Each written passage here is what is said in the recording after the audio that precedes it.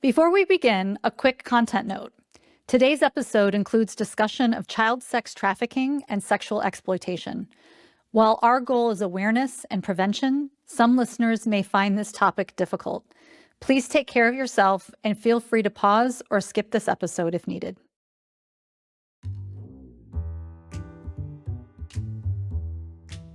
On Transformative Leadership Conversations, we explore a spectrum of leadership themes through the compelling stories and insights of seasoned leaders and prominent experts, because powerful insights often occur when you least expect them. Hi, I'm your host, Winnie Da Silva. Thank you so much for being here today. I know it's been a while since I've launched a new episode on the show, but as we speak, a brand new Season 6 is currently in the works, and I can't wait to share more about it soon.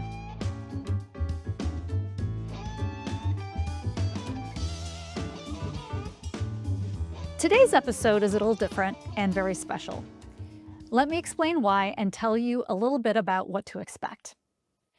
So, leadership at its core is about how power and influence are used. History shows us that leadership can cause extreme damage when protection of the powerful takes precedence over protecting the vulnerable. But leadership can also be a force for good when people choose to use their influence and power to dismantle abuse and protect those who cannot protect themselves. Now, around the world today, millions of girls are trapped in cycles of sexual exploitation and trafficking. It's an uncomfortable reality that many of us would prefer to believe happens somewhere else. And for the first time, Transformative Leadership Conversations is partnering with podcastathon.org, which is creating the biggest charity event in the podcasting world. Podcastathon.org is an initiative bringing together podcast hosts from around the world, each dedicating one episode of their show to a charity they care about. All the episodes are released at the same time in mid-March, creating a massive global wave of storytelling and awareness for organizations doing really important work. So the organization I chose to showcase on Transformative Leadership Conversations is Freedom Firm. Freedom Firm's mission is to end child sex trafficking in India through rescue, restoration, and justice. So I chose this organization for a number of reasons. Sex trafficking of girls and women around the world is an age-old, ubiquitous, institutional, and global reality that must be stopped. But at one point, perhaps many of us living in the US or other developed countries might have thought something like this couldn't happen here. This belief is perhaps changing due to a few recent events among many. First, a massive data dump of the Epstein files reveals the truth that sex trafficking and snaring girls and women can happen anywhere there is unaccountable and corrupted power. Another recent example of the sexual exploitation of women in unexpected places and ways comes from France, with the story of Giselle Pellicot, who was drugged and raped by her own husband. He then subsequently invited over 50 other quote-unquote ordinary men in their small French town to do the same, almost over a period of 10 years. The reality is this: girls and women are at risk of sexual assault and trafficking around the world. Freedom Firm is a grassroots organization in India partnering closely and consistently with the local police, judicial systems, and social workers to rescue girls, working to restore them emotionally, physically, and financially, and finally pursuing and enforcing justice to any person or systems perpetuating this abuse. I also chose this organization because it's personal. My husband is from India, and I have 3 daughters. The privilege they have, these girls don't. And yet, I believe protecting and breaking the cycle of sex trafficking for girls in any country is also protecting and breaking the cycle in every country. Today, we'll talk about what it actually takes to fight an issue as complex as human trafficking, from the leadership required to work with law enforcement and the judicial system to the long-term restoration of the girls they rescue. You'll also hear specific stories of girls and how Freedom Firm is slowly and consistently breaking apart this horrific cycle. And to do that, we have a unique opportunity to learn from Leah Henck, who serves as the president of Freedom Firm USA. After completing her MBA, she moved to India to join her new husband, where they spent 7 years working with Freedom Firm in Pune. During this time, Leah also co-founded Ruhama Designs, a business created to provide rescued girls and women with a sustainable livelihood. Today, Leah continues the work of bringing hope, healing, and opportunities to girls who have been ensnared in the cycle of exploitation and abuse. Her stories will both break your heart and give you a new heart of hope and possibility as she shares Freedom Firm's incredible work over the last 20 years up until today.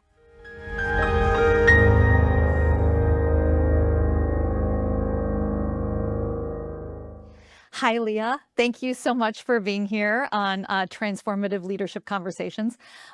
This is a really special and different episode than I normally do. And I'm really excited for you to be here and to talk about what you do and Freedom Firm and what Freedom Firm is doing in India and the work really that you're doing here in the US as an extension of what you do in India. So, you know, I guess what I want to do, I mean, and first of all, I said this in the intro, but I just really want to emphasize the fact that, this is an important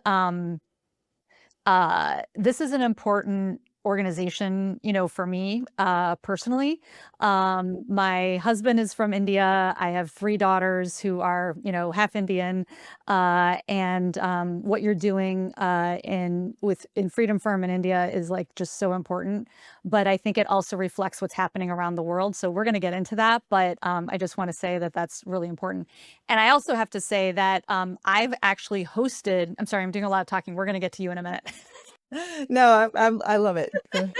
We've actually hosted in our house, like, I don't even know how many times. I wish I would have counted. I mean, probably 7 times. And I've been supporting Freedom Firm for at least 7 years, but like I would say at least 7 times we've had this bazaar, Indian bazaar at my house, hosted by Carolyn and Dewey Weatherby. Where we get to sell some of the among other Indian wares, supporting other organizations. We've sold jewelry and textiles and all this stuff. So I'm wearing my jewelry from Freedom Firm that Oh, was I love created by it. some I of the love girls it. in India. So anyway, I'm just so excited for you to be here and for you to talk to people around the world about this important organization. So thank you for being here.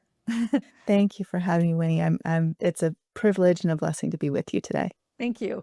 So I want to talk. So let's kind of get everyone's head around Freedom Firm a little bit.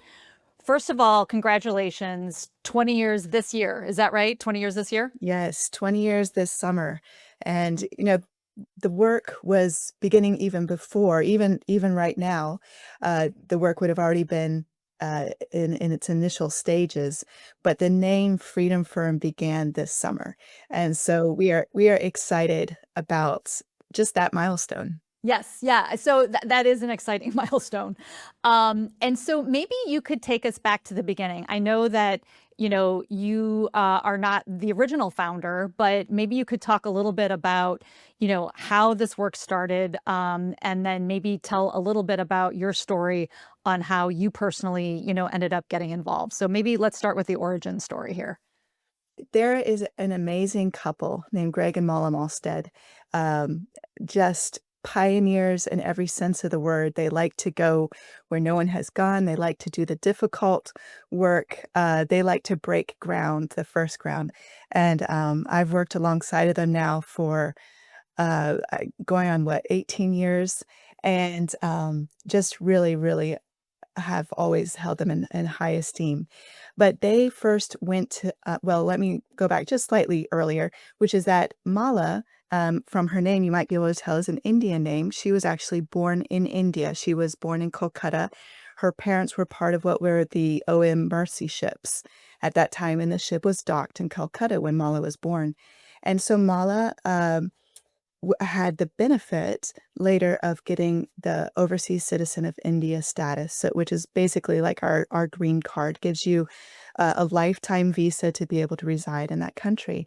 So she had this connection to India from her origin, and And so once when she was about 18 years old, one of her parents' Indian friends came to visit, and he was sharing with her some of the stories of girls who were trapped in prostitution in Kolkata.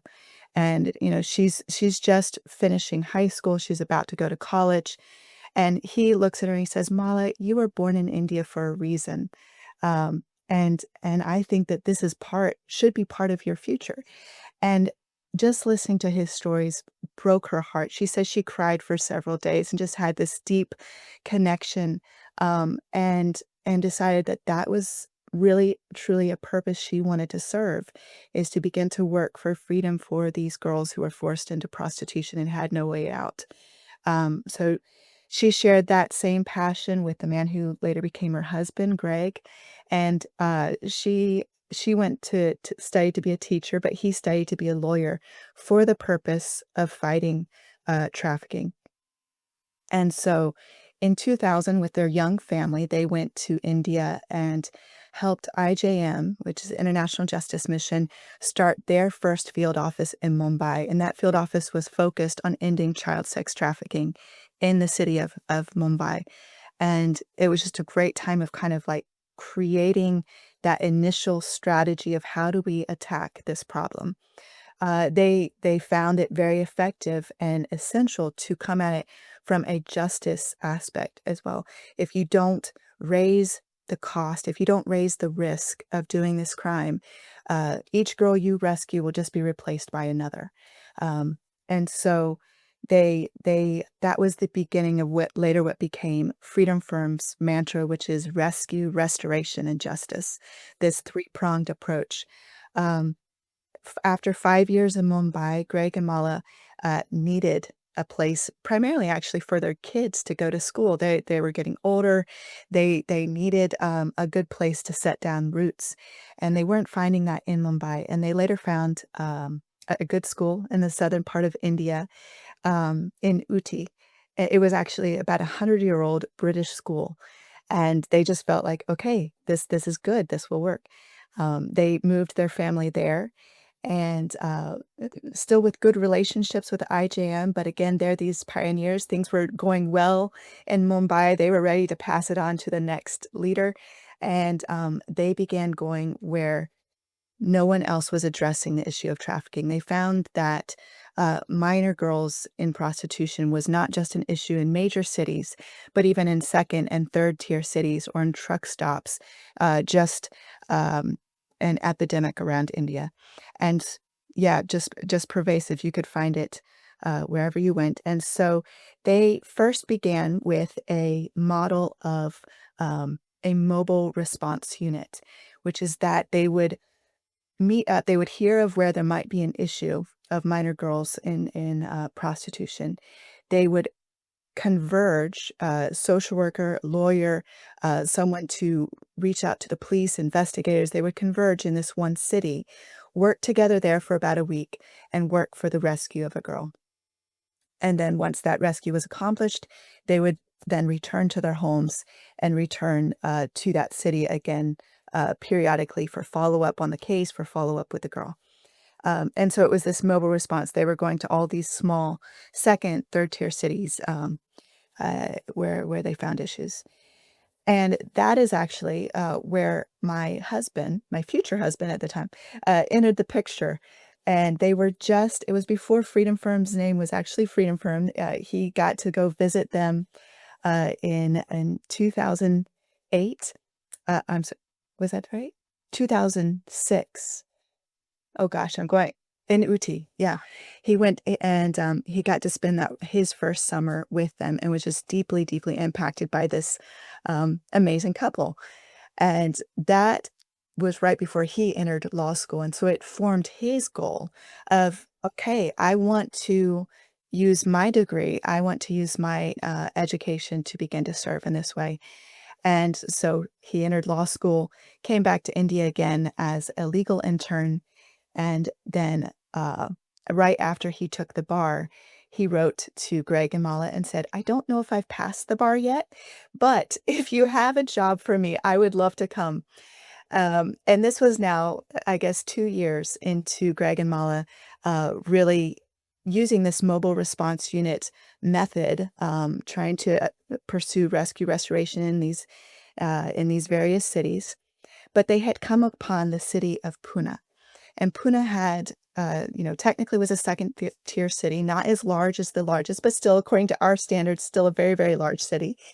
Um, it was called the Oxford of the East, lots of universities there, a growing, uh, a growing industry of uh, software technology and so forth. Um, so this is a growing town with a lot more money. And so though it wasn't as large, it had the third largest red light area in all of India. And so they heard that, okay, there's an issue in minor girls being trafficked to Pune. And they began rescuing girls there, and they kept coming again and again and again. And there was such an issue. When you were saying they came again and again, who was coming again and again? I'm sorry. Yeah. Uh, Freedom Firm's mobile response unit, they were still under that. Yeah. So they were still under this old system of, okay, we're going to go wherever there's a problem. We're going to disperse, reconverge. So they were coming back and forth to Pune. And they began to see there's such a large problem here. I think there's a need for a more permanent presence. And so when my husband emailed them and said, "Hey, do you have a job? I'd love to join." They said, "We are just about to start our first field office in Pune. Would you like to be the legal coordinator?" And my husband was like, "That would be my dream." So, um, so that's where I kind of come into the picture. I met Evan about a week after that conversation, that email conversation with Greg and him. And so Evan is just fired up, really passionate about this issue, hoping he gets to go to India. He didn't have that response yet. And is sharing with me about the issue of trafficking and of what he saw in India. And I personally have this heart I have a heart for justice. I have a heart to stand up for someone who is oppressed, for someone who doesn't have a voice, to stand in between and, fight the bully or whatever it might be. That was in my DNA. So he's sharing about this. I'm like, man, I knew about historical trafficking. I knew that, slavery was an issue in the past, but somehow I missed the fact that it was still an issue today. And so this was an eye-opening conversation with Evan, and began to stir something in my heart. Well, you know, move a couple weeks, couple months down the road, Evan and I are now dating, and we date face to face for about 6 weeks, and then he's off to India. And so we continue, long distance, but he's now in India with this new team founding the first field office that Freedom Firm had. And it was just an exciting time. They were seeing, a lot of need. There had not yet, been a conviction in that area. Can I ask a quick question? So it sounds like Freedom Firm was sort of switching its like operating model in a way to like, targeted, we're going to do that, we're going to rescue, and then we're going to move on to the next area where it was now pivoting to this like, we need a presence that's more permanent, where we're getting more into the systems of what's happening. Is that characterizing that correctly? Or It Yeah, close. I would say it was a sort of this maturing vision of, um and so if you look at how Freedom Firm operates today, I would say it's kind of this combination of the two. And so currently we have 5 field offices across India. If you look at, how India is shaped, it's sort of across that center swath of India, and just each strategically placed where there was more of a nexus of problems. And once there proved to be enough of an issue in a particular area that required this consistent, persistent presence, then we would look at starting an office in that area. And so Pune was the first. But where Freedom Firm has continued to keep that sort of mobile response method is that each field office continues to cover an area, a region around their office of anywhere from about 2 to 300 miles radius. They will continue to Because if as you work and fight trafficking in a particular area, you begin to see headway. It begins to get, and I'll go into that more hopefully in just a minute, but you'll see the problem begin to push out into surrounding regions. And the reason for that is because you are making, headway in the center of it, and then it starts to push out. And that's where I try to give people hope. A lot of times when you talk about trafficking, you think of this huge worldwide pervasive crime, and that is absolutely true. I've heard statistics that say, that human trafficking has surpassed drug and arms trafficking in the um, money that's generated by it. So it's a huge crime. In India, in particular, do you find that the girls that you're rescuing, or are involved in forced prostitution, are they not local? Are they from somewhere else in India or from Bangladesh or from Pakistan or whatever, some from other regions? Or is it a Yeah. mix? No, that's a great point. I believe that the girls are almost always from a different region. Wow. Okay. So not local. Not usually local, and a big part of that is because you wouldn't do this to your sister. You wouldn't do this to someone who looks like you, seems like you, is your neighbor, is your cousin, You mean as the perpetrator, like, as a perpetrator. And so a lot of times what you will see, there's in you know, India has a vast amount of internal trafficking. And so girls being trafficked from one state or region to a different state across the country. We do, of course, see girls coming in from surrounding poor nations, whether that was Nepal or Bangladesh.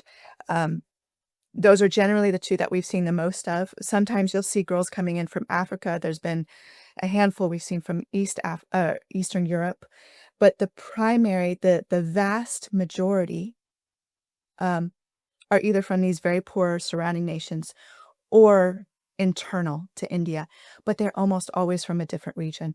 And I know that you're aware because of your connections to India, but India is this interesting country. We think of it as having many states like our states, um, but India was much more, if you think of it as a conglomeration of different kingdoms, almost, different nations, so to speak. There are so many languages, cultures, uh, just incredible diversity across the country of India. And so if you take a girl who's from a village in one southern part of India and you traffic her to the northern part of India, there's a good chance she won't even speak that language, which makes her more vulnerable, more able to be controlled, more unable to ask for help. and to your point, I mean, all those things, and then also more othered, right? More Yes, of more like an othered. other, like it's not our own, and so it's okay somehow. Yeah, I think that's a big piece. Um, and trafficking, I think generally, sometimes there are, probably big criminal networks that are, masterminds behind different things. But the vast majority of what we see is that there's always these small players of brothel keepers, of pimps, of traffickers. And it's in that thing of who you know. Yeah, that's right. That's right. So I want to come back to that in a minute, but maybe you can, I mean, because I know I interrupted you, finish your story a little bit about your involvement. Like, so your husband, your the person you were with, was Evan, was in India. You were in the States, but you were communicating. How did you then end up diving into working with Freedom from Yourself? Yeah. So I tell people, uh, our story is our story. I don't recommend it to others. There's a lot of room for error in it. Um, but we were long distance dating and just connecting by email and phone and so forth. He came back at Christmas. We got engaged. I had just finished my MBA at Regent University, and we actually had planned this, but after our engagement, I then followed him back to India in January 2009. So our entire engaged several months, and then our first 7 years of marriage were in India. And so my first two daughters were born there, but we lived the entire time in Pune. And so, I ended up finding a way. Like I said, I studied my MBA. So I was not a lawyer. I was not a social worker. I was searching for a little while. Where do I fit? I have a heart for this work. I want to be involved. I want to make a difference. But, you know, where do my talents fit into this? Where can I lend a hand? And it took a little while till I found that place. But later, co-founder Mala uh, reached out to me. She said, Leah, you've talked to me about the benefits of doing one of our art therapy programs as a business. Would you help me spin this off? They were doing jewelry and different things. And she said it's beginning to be a problem for our nonprofit because, in the US, you can have related business income to your nonprofit status, but in India, you cannot. And if you begin as a nonprofit to generate income, it can endanger your nonprofit status. And so I had talked to her about, hey, you know what? This doesn't have to be a drain on the nonprofit. It could probably become self-sustainable. And so that's where I ended up coming into the mix, was helping Mala to spin off what was the art therapy program, as you showed your necklace there. Um, and so we spun that off into a self-sustaining independent business called Gruhama Designs.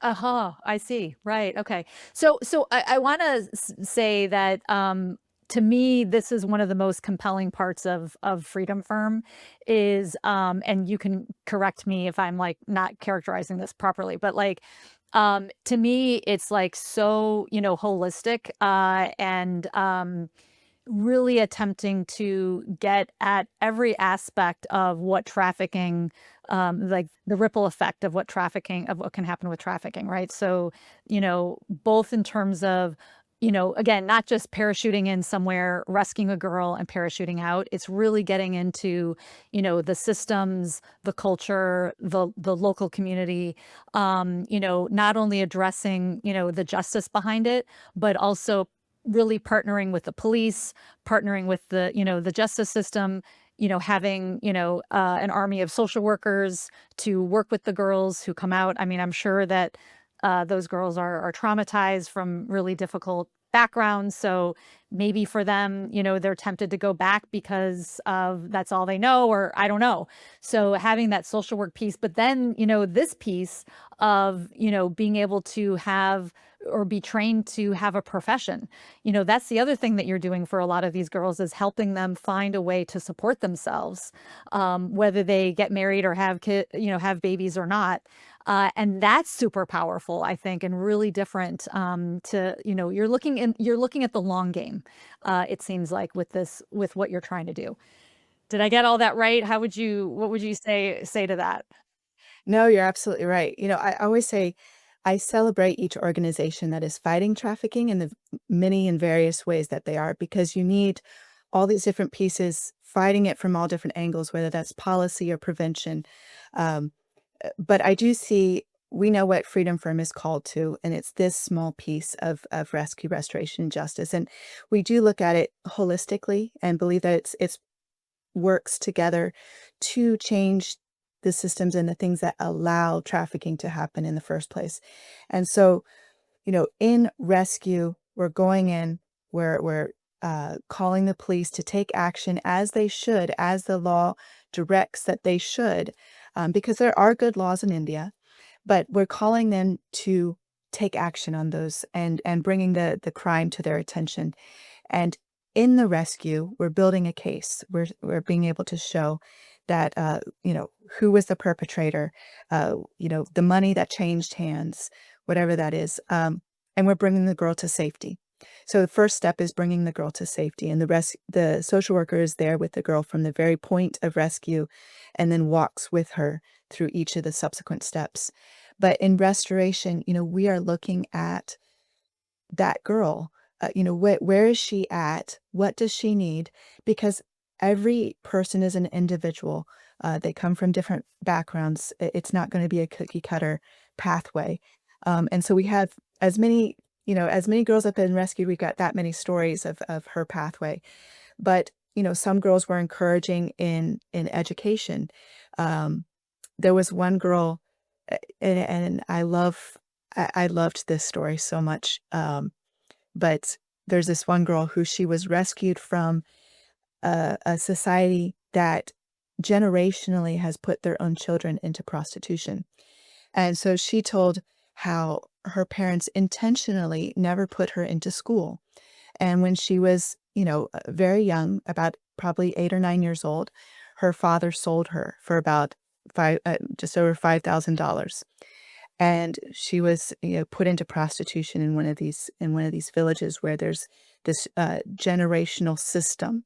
It's the brothers and the uncles and it's a family unit who are the pimps and the providers of this, so it's unthinkable.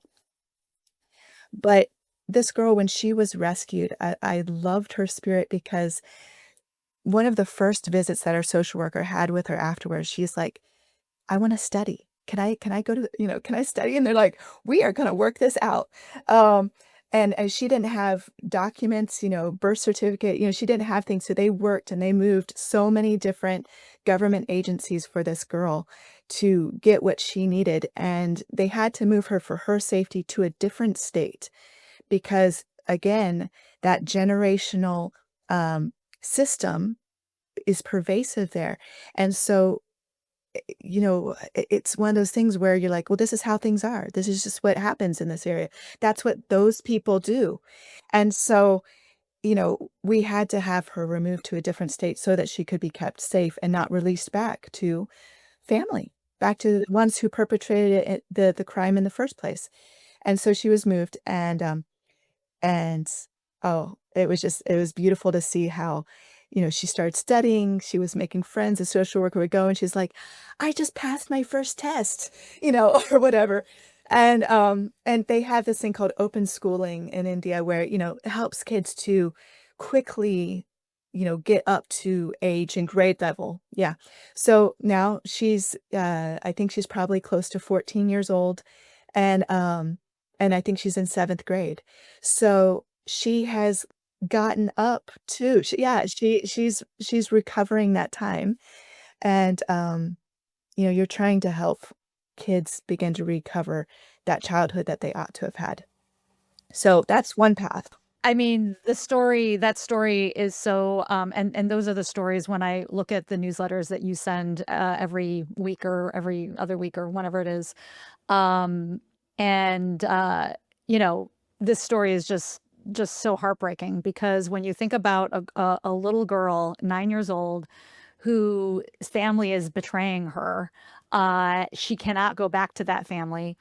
But then what you said, which really struck me, which I hadn't thought about before, is no papers, no education, no birth certificate. I mean, it's literally as if she doesn't exist. She has literally no foundation on which to stand. I mean, if you don't have family and you don't have a birth certificate, you don't have schooling, I mean, you're literally not only nothing, but you're at the mercy of whatever it is that's in front of you or whatever wherever it is that you're being taken. And that is just such a powerful story that, you could make a difference in that girl's life who otherwise would have no chance. Yeah, yeah. One of our statements that we say is "are all for everyone." And so we always focus on the one. We're seeking the one girl who's being exploited. We work for the rescue of that one girl.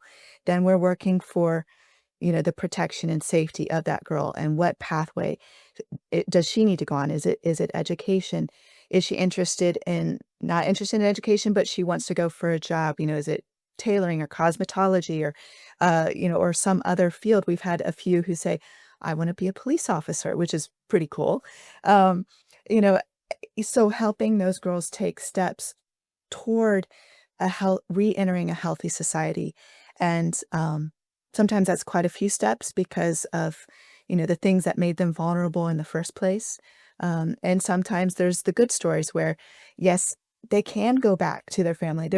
She went missing and the family put in a missing persons report, trying to find her. And so there's the times when you can help with the reconciliation of that family. You're really bringing up an important point, and this is why I love you guys, you go from the rescue, restoration, and justice, like, that's, like, the core of what you do, and that's, like, the system in which you do it, but then this other, phrase that's so important to what you do is the one, and being so, kind and discerning and wise in terms of saying for every girl, first of all, we can't if we focus only on all of the numbers and all of the systems, like you can get lost in that, right? And that can become discouraging maybe quickly. Even if you're making headway, right? But then, this idea of still being in the system, but then also we're doing it for every single girl, and every single girl we can save the one. And then on top of that, like you said, it's not cookie cutter. You are so, as best as you can, I'm sure, sensitive to each girl's needs and circumstances to try to figure out, again, in the long game, how can we set this girl up for success, so that she can have a life that's different than the one she would have had. And that's just incredible. Right. And, part of the reason we focus on the one, it's, bringing us to that next step of justice is because we know that though the girl was the one who was uh, trafficked, victimized, whatever, it is victory will come only through her voice. We will never win a court case without her testimony. You know, Salvation for future girls is going to come through the voice of this girl. She will make the difference for future girls. And so we have to fight for her because if she comes to the place of being able to say, something wrong was done to me, and this is who did it, and we are able to achieve that conviction for the perpetrator, that is one step towards right, just raising the danger of that crime, raising the risk in the criminal community that this is not worth it. I will be convicted. I will be caught. There will be judgment for that, and it only comes through that girl's voice. And so, my husband, as I said, was legal coordinator, and he later led the Puna office.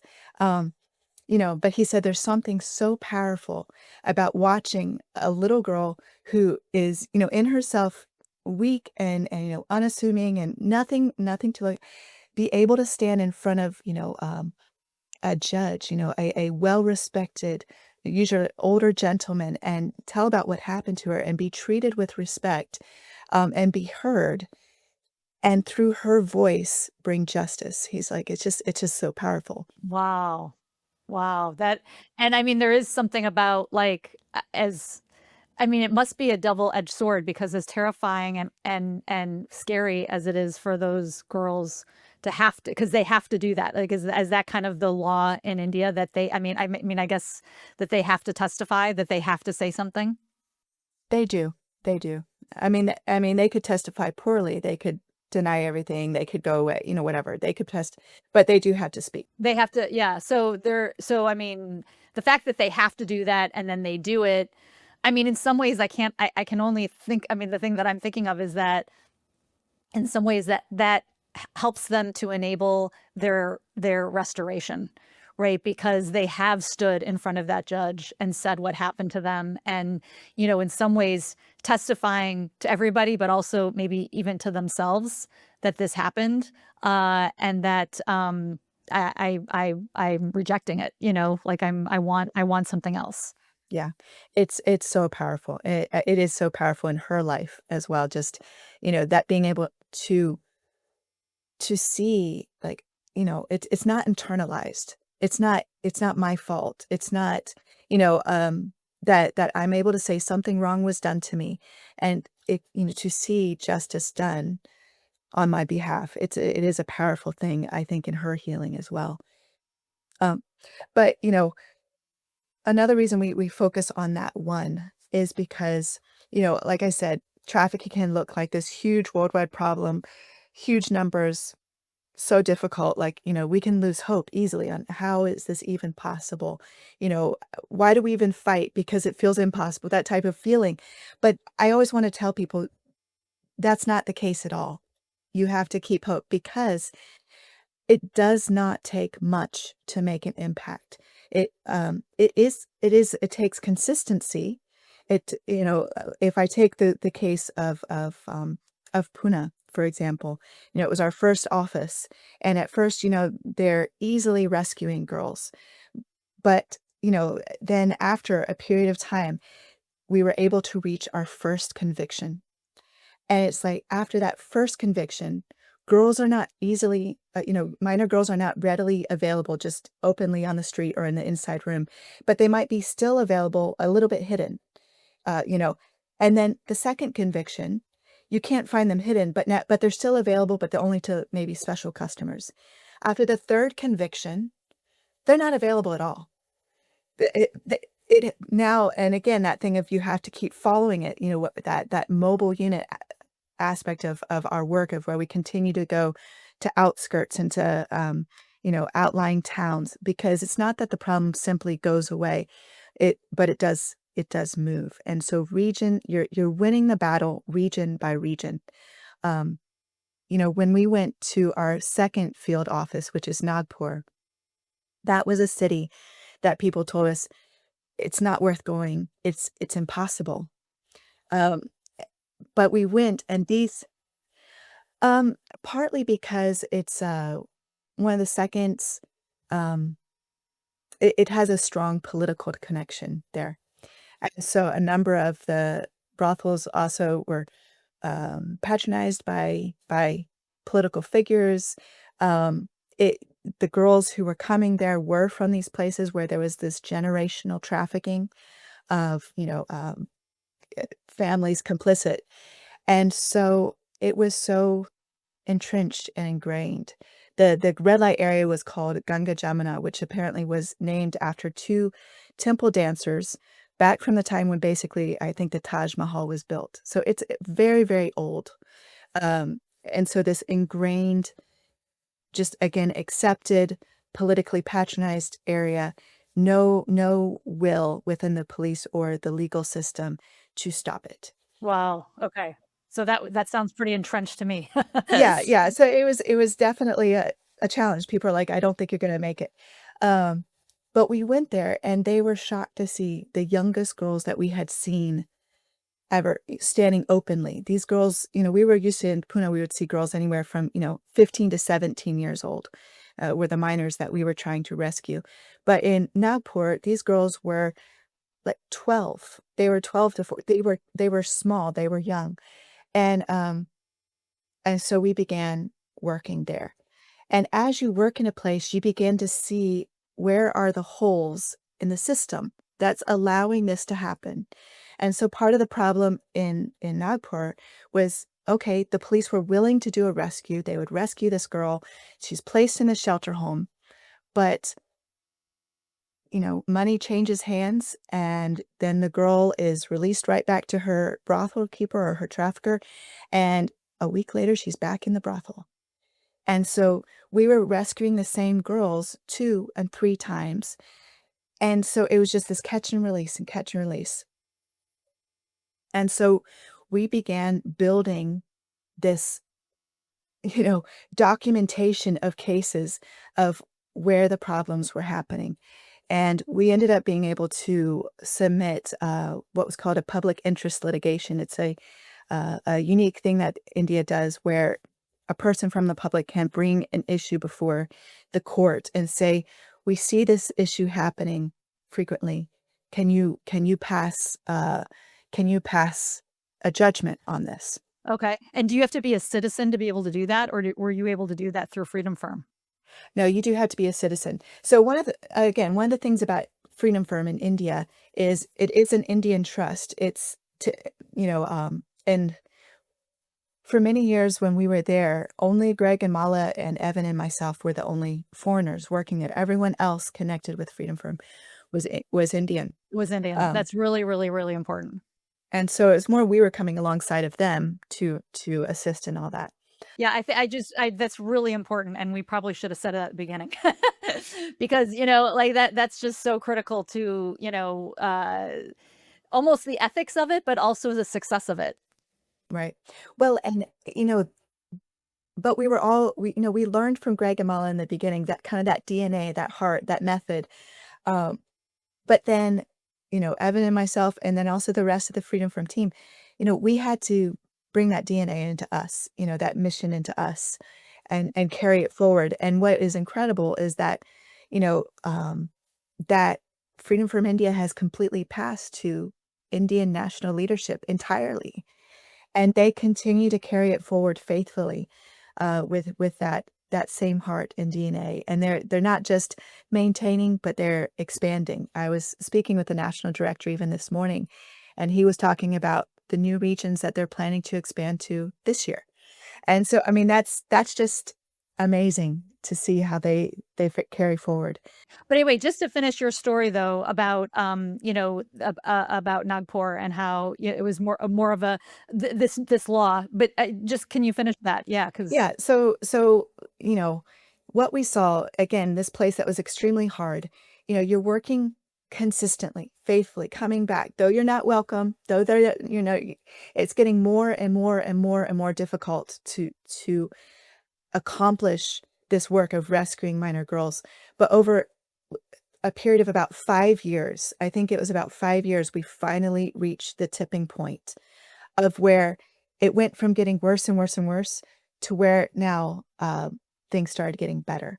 And and the court did take action on that public interest litigation. Those who were corrupt in the shelter home were replaced. Um, the police department began taking action on their own and calling us when they needed help. Um, it got to the point where 8 years down the line, now one of the top, I think he was either the vice mayor or one of the top officials in Nagpur said, "Fighting against trafficking is one of our top priorities." One time that yeah, about 2 years ago, the police went in, and for a period of time, they sealed the entire red light area. And so what you're trying to do in each of these cases is you're trying to get the system to operate as it should, as the law dictates that it should. You're coming alongside. Our goal in Freedom Firm is not to replace the law, but to call them to enforce it on behalf of those who are the vulnerable, who don't have the power to call for something to be just. And so you're being that voice to come alongside. And so it's that flywheel effect of case after case, you're trying to move that wheel forward, and slowly it begins to move. And so now today, both in Pune and in Nagpur, now Freedom From we still have an office there, but we're now in a more of a monitoring position in those cities. We're going back, we're making sure that the cancer is not coming back, that we're making sure that there's still health and wholeness. Yeah, that the systems hold, because we have seen in places where if you leave it alone, our world, we tend downward. We tend downward. It doesn't always hold. You gotta keep monitoring, you gotta keep making sure. But that allows us now, as I said, we begin to push out. And so the Nagpur office is going out and assisting sometimes our neighboring office in Madhya Pradesh or in Uttar Pradesh. Um, and we continue to see, the regions surrounding those areas. And so again, going back to our early roots of that traveling team, we very much our team travels thousands of miles every year across India. Um, whether it's visiting the villages that girls are from, seeing if they're safe to return to, whether that's traveling for investigations, they're constantly on the move. And so what gives us hope a lot of times is this 2020 hindsight of seeing places that were so very, very difficult and saying, okay, but when you hold fast and when you keep persevering and you keep pressing forward and you keep seeking for those who are in the system, who are sensitized, who are willing to try to call, to uphold the law, then you begin to see the tide change. And it takes time. It takes time, but it's but you're possible. not losing hope because again that looking back you can see where the consistency actually finally took hold and you reached that tipping point. I was just saying it gives you hope for the places you haven't reached the tipping point yet. Yeah, right. No, it's true, right? Exactly. Can I ask you kind of like an existential question? I mean, and I've been thinking about this a lot, actually, ever since we kind of first spoke about, doing this conversation together. Um, so many people think about, trafficking happens somewhere else, right? and it's happened. I mean, India, it's like a third world country, maybe there's even people who think, well, of course it's maybe happening there because it's not like America and this doesn't have, the culture or the laws or whatever. But as we've seen really recently, with Epstein, not only understanding what he's done because we've known about him for a while, but with the recent release of the Epstein files and just how incredibly pervasive it was across so many first world cultures, very powerful men, etc.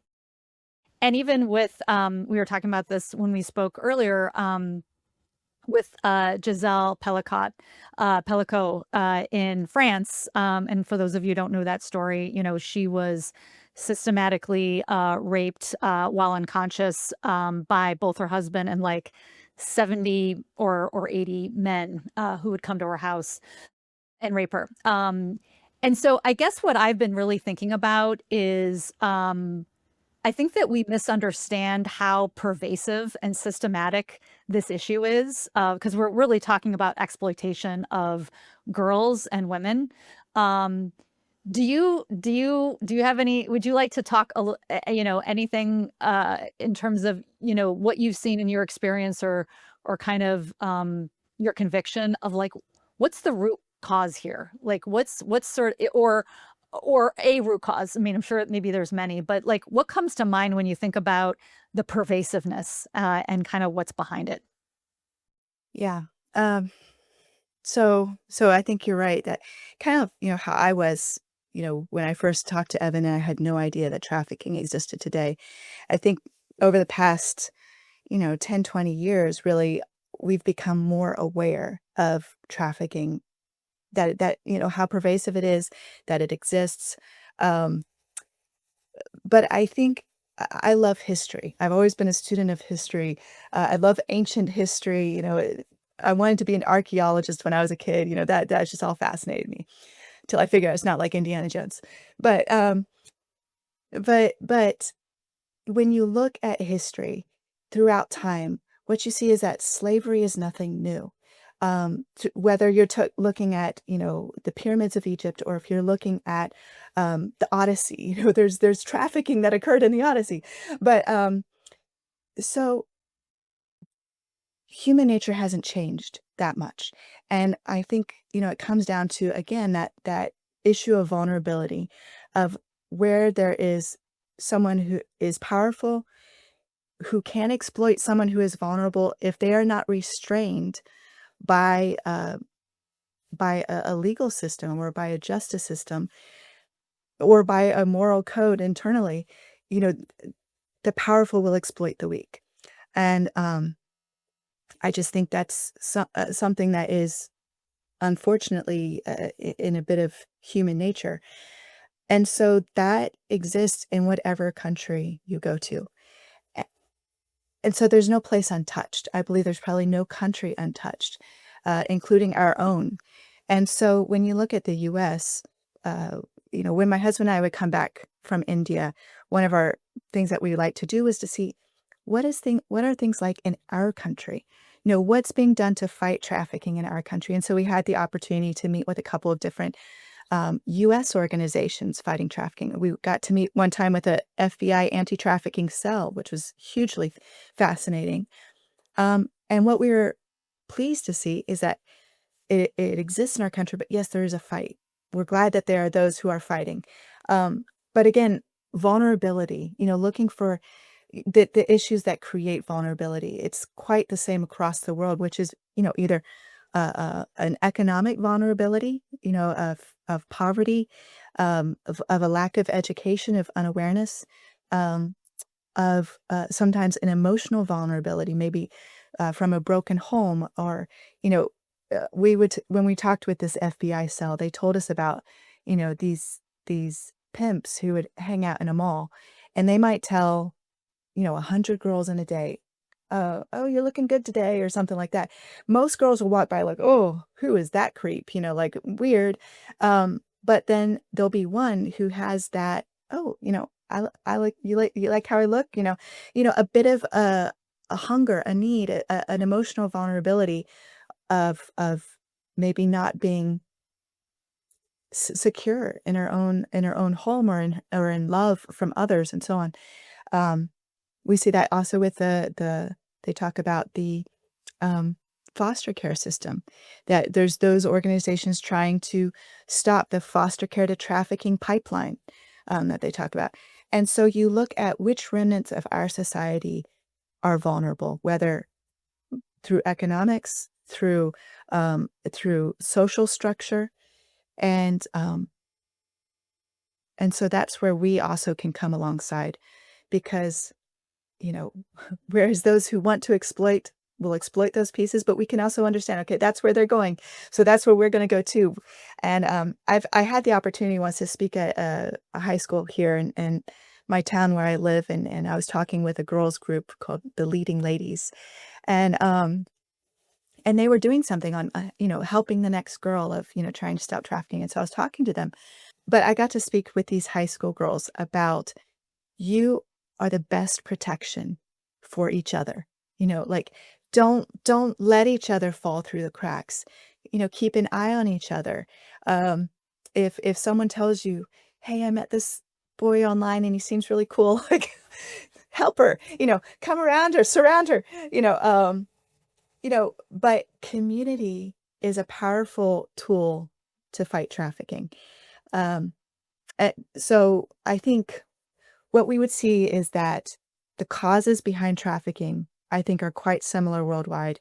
The solutions are also quite similar worldwide, whether that's enforcement of systems that punish, that restrict exploitation, that are because again, the vulnerable cannot stand up for themselves. That's why they're vulnerable. They need something that comes alongside to strengthen or to speak up for them. Um, and then at a community level, stepping in for those who would be exploited, for the economically impoverished or displaced. That's why refugees are in such a difficult position, or for those who are socially, emotionally um, vulnerable. I mean, you didn't mention it, but it's probably just baked into this is just and I know that boys and men are also trafficked, but I imagine if you looked at the statistics, the girls and women, outweigh, the boys and men, sort of universally. And it seems like that's another vulnerability is being female, and that being, something that again is pervasive universally. And sort of understanding that that's, you know, you add the other things to that, but anyway, gender I think is one of them. I don't know, would you agree with that? Do you have anything else that you'd I would agree, and you're right. Men and boys are also trafficked, many for labor trafficking, though some are also trafficked in sex trafficking.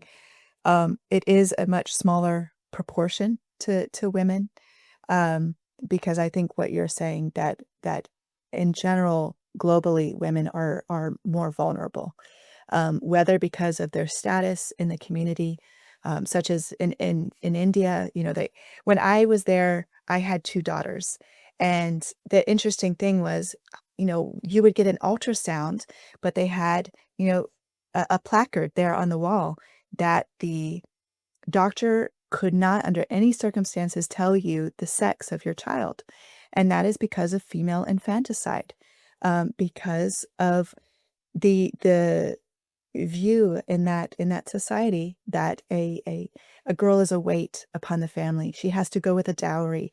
She's lost to the family once she's married. It does nothing to help the family and is rather a burden. And so many families will abort a baby girl. And and so so right at the beginning, right? right at the beginning. I mean, right there, right? Even before they're even, come out, they're at risk just because they're a girl. Yeah, and so, there are those mindsets that you're fighting, in various communities, and so this thing of that, all men, meaning all men and women are created equal, that, this is not it's not always a global perspective. And even again, when you think about, America, being one of the countries that, on the outside at least, does value women, does have some equal opportunity, obviously not all. Even though it's gotten better, it's definitely still a risk, and a liability for women. But I want to, and maybe we've already answered this question, but I kind of just want to come back to it anyway. You mentioned what fuels you is justice. Do you want to just say anything more about that, or expand on that, or is there anything else that you'd want to say? But I mean, it seems like justice is something that just really is the thing that drives you.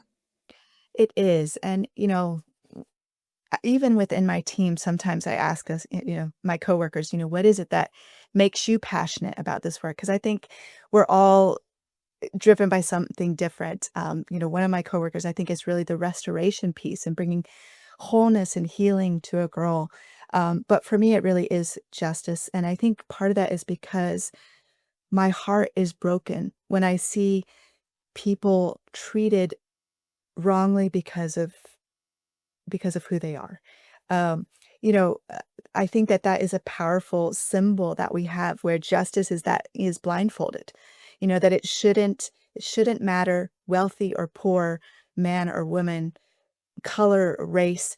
It just that should never ever be a deciding factor in what happens to a person.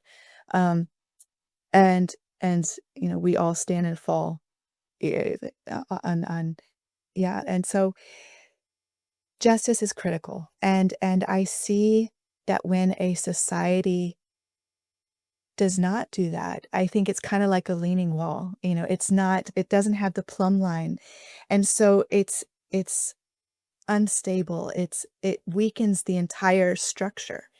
And I think what we desire, like kids on a playground will say, "That's not fair," or "He did that." We somehow all have this sense of justice, um, and we want things to be right, and we want things to be fair, um, and we want to be treated fairly, um, and so somehow I think we know that. So my desire is for, I think a society is healthiest and strongest when there is a level of justice. And part of justice, the role of a government is to protect those who otherwise would be exploited, um, by those who are more powerful than they. um, to be the ones that whether you're a poor widow or an orphan or a landed person, that you can come to the court or to the police and say, work on my behalf, something wrong has been done. And so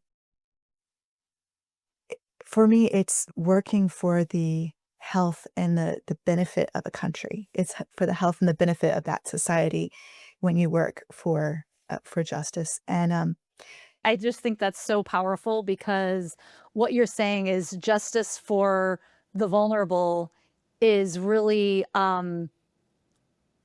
justice for everybody. It really does, and but even more than that, it actually, I think what you're saying, it almost like strengthens the fabric of a culture to say we have laws, and we have ways in which we uh, execute on those laws to strengthen the vulnerable, which again just is good for everybody.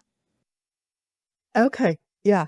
Well, you know, um, it just again, coming back to at the end of the day, though, you are working for a life. You're working for a single person, and that ripple effect of where that goes for that person in their life and the future. One of the very first girls, actually the first girl rescued by Freedom Firm, it was 20 years ago.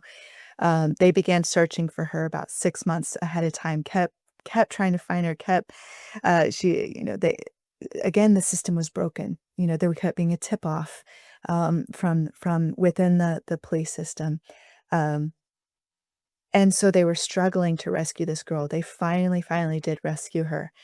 And, she was from one of those cultural backgrounds of the Devadasi system where her mother had been in the system. It was a paternal grandmother who was her pimp. And so, again, this, like, what hope does that child have?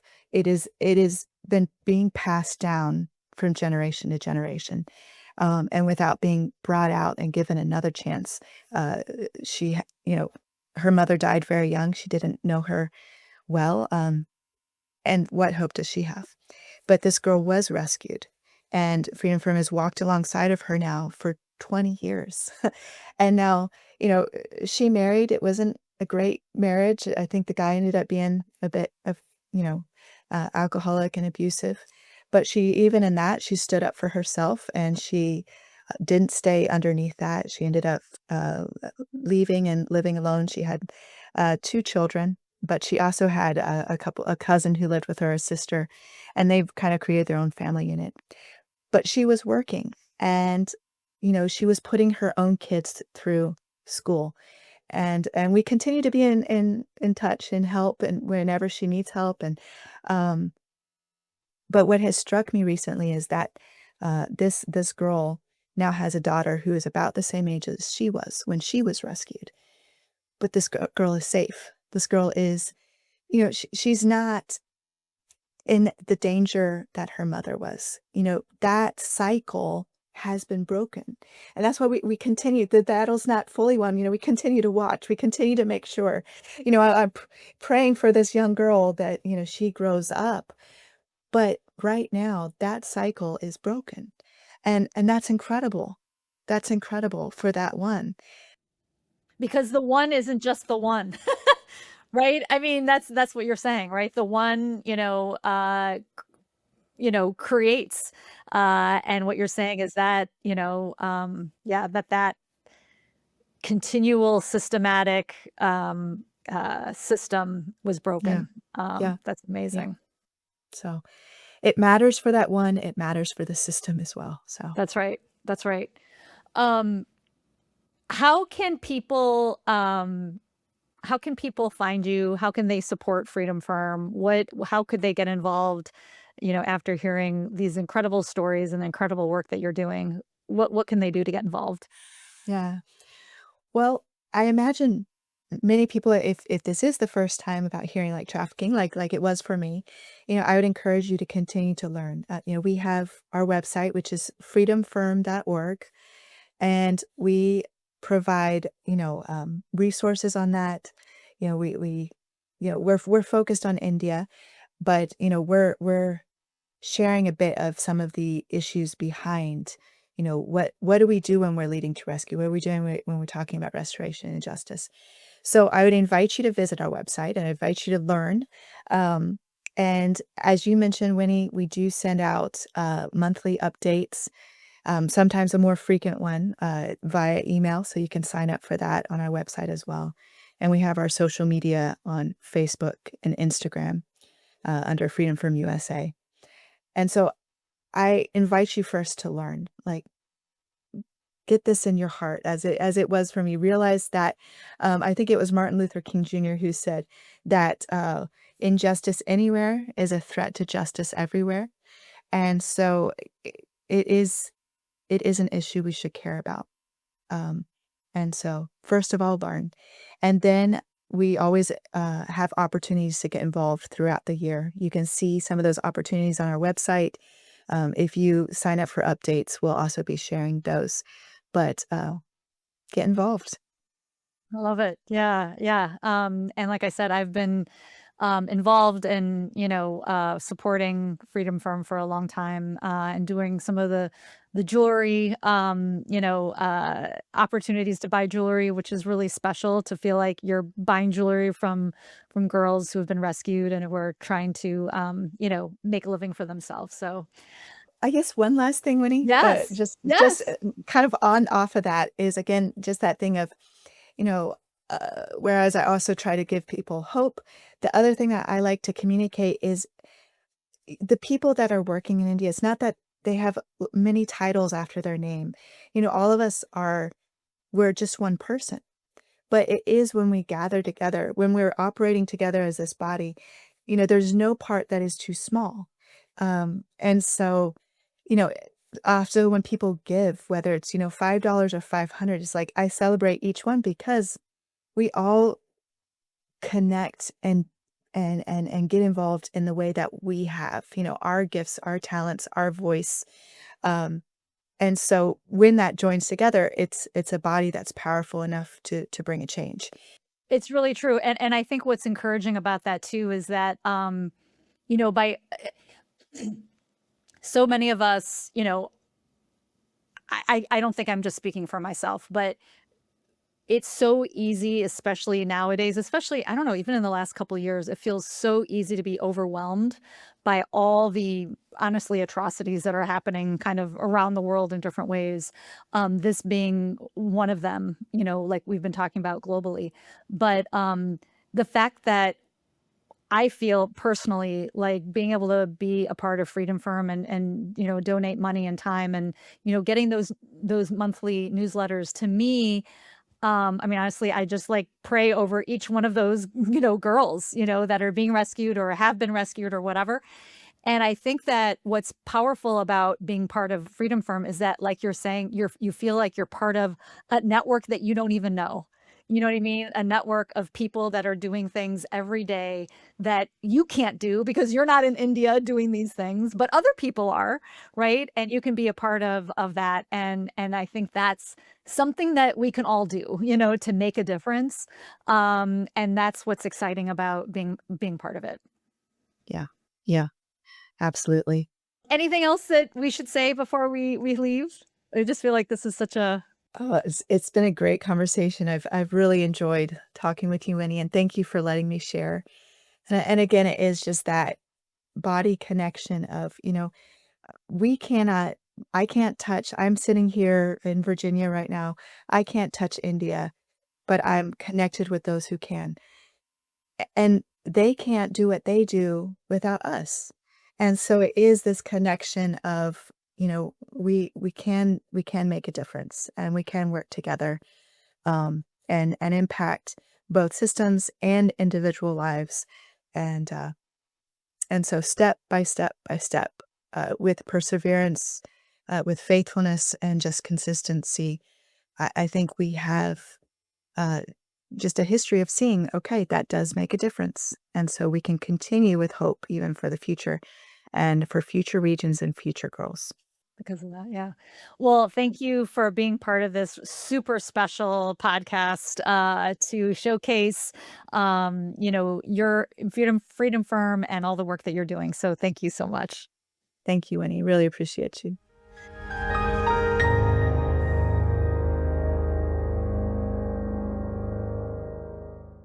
I hope you enjoyed my conversation with Leah as much as I did.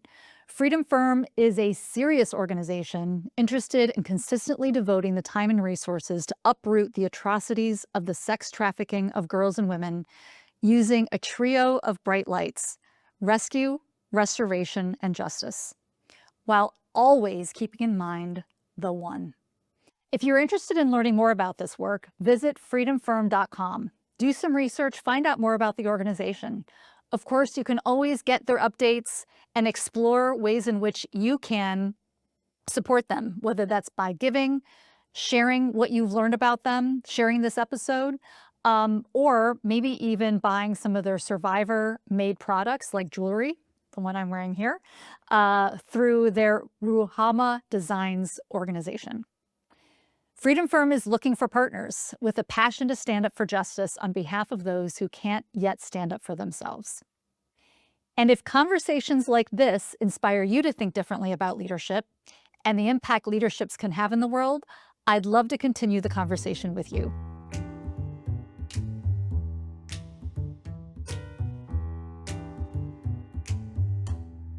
If you are ready to take the next step in your leadership or empower your teams for success, I'm here to help. Reach out to me at winnie@winifred.org or visit winniedesola.com. You can find me also on Substack, LinkedIn, and YouTube. I'd love to hear your reflections or suggestions for future topics, because you are always welcome to take a seat at the table where every conversation has the potential for transformative change.